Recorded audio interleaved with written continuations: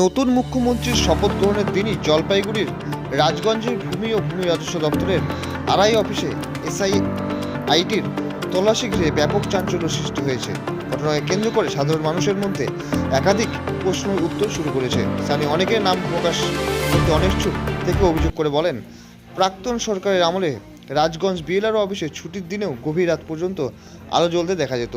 তাদের প্রশ্ন, সেই সময় কি অফিসে কোনো বেআইনি বা দুর্নীতিমূলক কাজ হতো? সূত্রের খবর, সজন আগরওয়াল নামে এক ব্যক্তি দীর্ঘদিন আগে অভিযোগ দায়ের করেছিলেন রাজগঞ্জ ব্লকের ভূমি রাজস্ব দপ্তরের আড়াই অফিস থেকে প্রায় 5,000 ভুয়ো মিউটেশন করা হয়েছে বলে।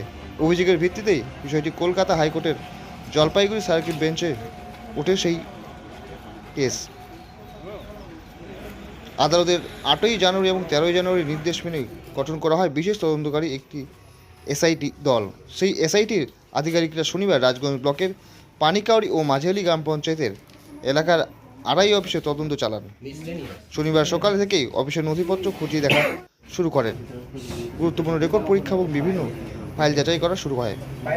এই তদন্তে উপস্থিত ছিলেন বিএলআরও গোপাল বিশ্বাস, রাজগঞ্জ বিডিও অফিসের আধিকারিক উজ্জ্বল কুড়ি, পিনাকি রায়, তদন্তকারী আধিকারিক এবং রাজগঞ্জ থানার এসআই সুখী দর্জি। প্রশাসনিক সূত্রে খবর, তদন্তকারী ইতিমধ্যেই পানিকাউড়ি গ্রাম পঞ্চায়েত এলাকায় তেমন গুরুত্বপূর্ণ তথ্য পাননি, তবে মাঝিয়ালি গ্রাম পঞ্চায়েত এলাকার তদন্ত এখনও চলছে।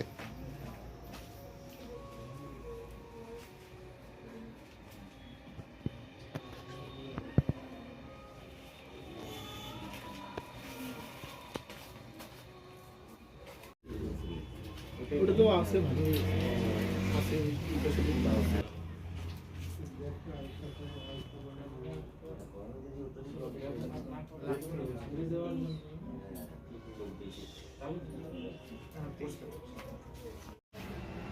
বাড়িতে আমি তো অফিসে